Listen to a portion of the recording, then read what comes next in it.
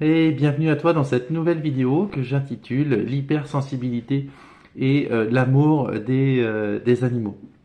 Et ça me tient vraiment à cœur de te partager ça aujourd'hui parce que l'hypersensibilité, c'est quelque chose que je connais bien puisque je suis moi-même un hypersensible. Et peut-être que si tu regardes cette vidéo aujourd'hui, il n'y a pas de hasard. Toi aussi, tu es sûrement une belle personne hypersensible. Et donc, tu as certainement aussi l'amour profond pour les animaux comme moi. Alors justement, je voudrais te partager des choses de mon parcours, de mon expérience qui m'ont amené aujourd'hui à être télépathe animalier et coach de vie. Alors, pour parler d'abord de l'hypersensibilité, ça s'est ressenti pour moi d'abord grâce à mon corps physique. Je dis maintenant grâce parce que quand j'ai eu les soucis physiques, je l'ai pas forcément vécu de cette façon-là à l'époque. C'était il y a une dizaine d'années maintenant, un petit peu plus, hein, puisque c'était, je crois, en 2010, où j'avais déjà une sensibilité particulière. J'avais d'ailleurs commencé à faire de la communication animale, pas avec les animaux domestiques d'ailleurs, mais avec les animaux sauvages, puisque j'étais à cette époque-là agriculteur bio, j'étais précisément maraîcher, je cultivais des légumes.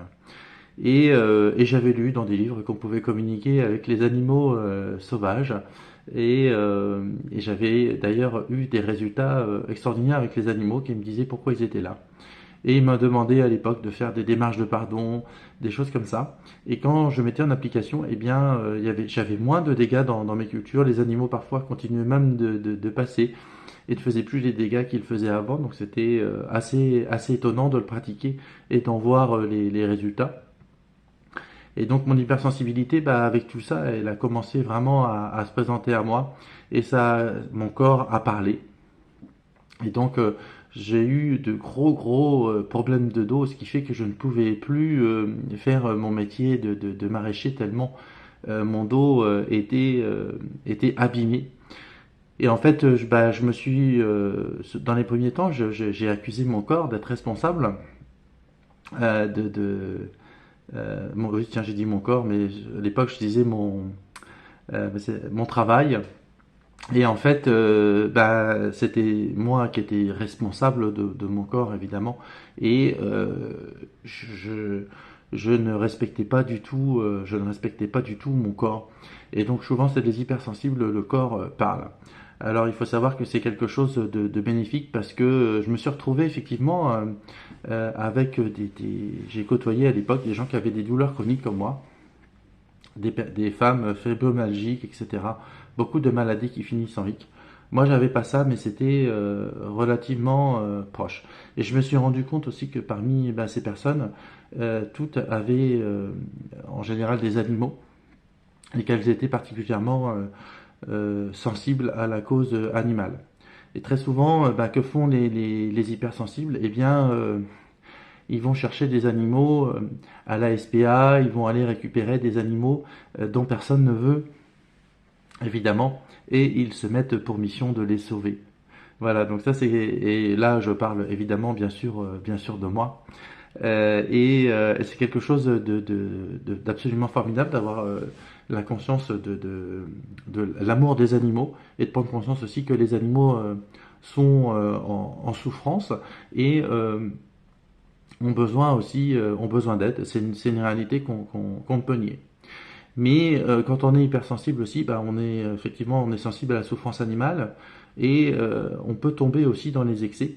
On peut aller sur des groupes, on va voir des baleines ensanglantées, etc. tous les jours. Et moi, à un moment donné, je me suis rendu compte que ça, c'était quelque chose qui ne me correspondait pas et que c'était pas forcément positif de voir tout ça tous les jours dans ma vie et que ça m'aidait pas forcément à mettre en place des choses pour aider la cause animale. Mais je me suis dit, en tant qu'hypersensible et ayant un amour des animaux, qu'est-ce que je peux faire de positif qui va aider les humains et les animaux en même temps. Alors moi je suis un hypersensible peut-être particulier parce que je crois depuis que je suis tout petit dans le bon côté des humains. Et je pense vraiment que on a tous en nous les ressources de développer des choses juste extraordinaires et fabuleuses. Et c'est toujours quelque chose qui m'a accompagné, même si c'est vrai qu'il y a eu des moments où j'ai eu des périodes de doute, mais c'est toujours resté au fond de moi.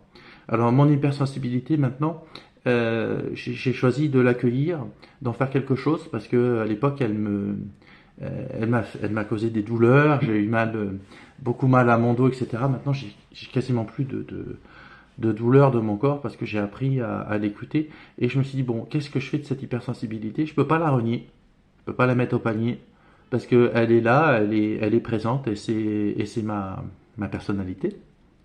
Et mais quoi en faire quand on est heurté en permanence, quand on a de la culpabilité, quand on a des jugements, tout un tas d'émotions diverses et variées. Et j'ai décidé de demander de l'aide à l'univers, et la mission envers les animaux au cours de ces dernières années, on va dire, elle s'est amplifiée en moi. Et donc, j'ai persévéré dans cette voie. Ça n'a pas toujours été facile. Mais maintenant, j'ai réussi à faire de cette hypersensibilité une force que je mets vraiment maintenant au service des humains et des animaux pour vraiment plus de paix sur Terre.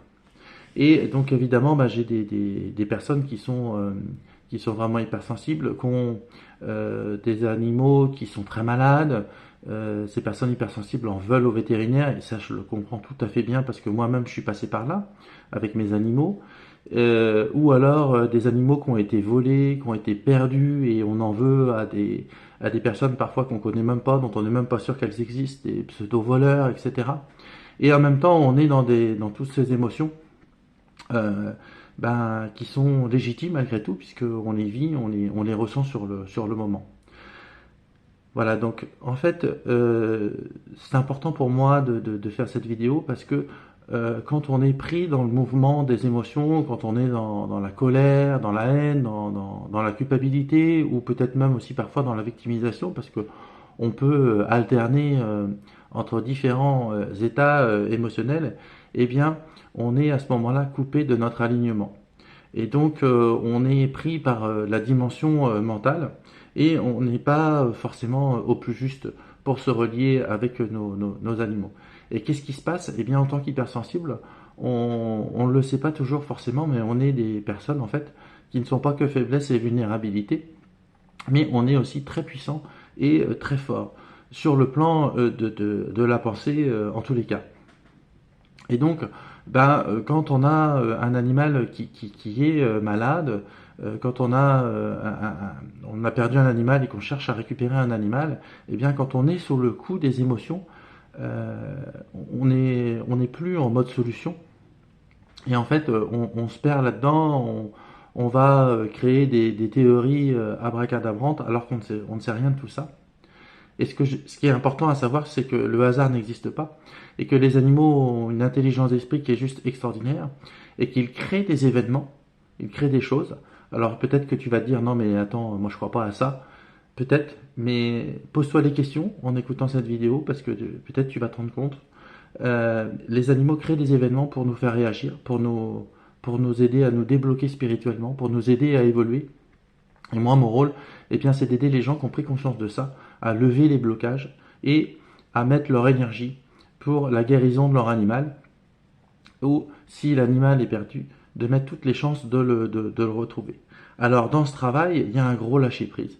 Il y a accepter que l'animal peut mourir, et bizarrement, accepter que son animal puisse mourir, c'est lui donner les meilleures chances de le retrouver en pleine santé, et de le retrouver physiquement s'il est perdu. Et c'est un gros lâcher-prise qui n'est pas toujours facile à faire tout seul. Et c'est ça que je propose, c'est ce type d'accompagnement pour vous aider à faire ce lâcher-prise. Et c'est quelque chose que j'ai déjà fait plusieurs fois avec mes animaux. C'est quelque chose qui n'est pas évident à faire. Euh, mais maintenant, sachez que c'est possible. Il y a des gens pour vous accompagner. Il y a des gens aussi qui sont hypersensibles et qui vont comprendre, ou tout du moins entendre vos souffrances, et qui vont pas forcément vous juger, qui vont vous écouter, qui vont vous comprendre. Et une fois qu'on a fait ça, ça va être ensuite d'aller comprendre le blocage pour revenir dans une attitude très positive vis-à-vis de son animal. Et donc voilà, donc je vous en dis pas plus parce que ça va déjà faire 10 minutes que je parle. Mais si vous le sentez, ben, appelez-moi, on va parler quelques minutes et je vous expliquerai davantage ce que je fais, comment je peux vous aider. Et sachez que pour aider votre animal, ça va passer par vous aider vous. Ça, c'est vraiment quelque chose d'important. J'ai mis vraiment plusieurs années avant de le comprendre. Mais c'est extrêmement important. Pour aider la cause animale, il faut d'abord aider la cause humaine. Et c'est pas chercher à sauver tous les humains sur Terre, mais c'est déjà se sauver soi. Voilà. Est-ce que tu es prête à te sauver toi-même, à aller vers ton unité intérieure, voir tes trésors intérieurs? Eh bien, c'est possible grâce à ton animal. Et tout ce que tu vis en ce moment avec lui d'hyper galère, en fait, sache que ce sont des trésors et qu'on peut faire des transformations justes, extraordinaires et fabuleuses. Et mon accompagnement permet à des animaux de retrouver la voie de la guérison, alors que des vétérinaires n'ont pas de solution sur le plan physique pour les soigner. Voilà, bah, écoute, je t'embrasse et puis tu prends contact avec moi quand tu veux.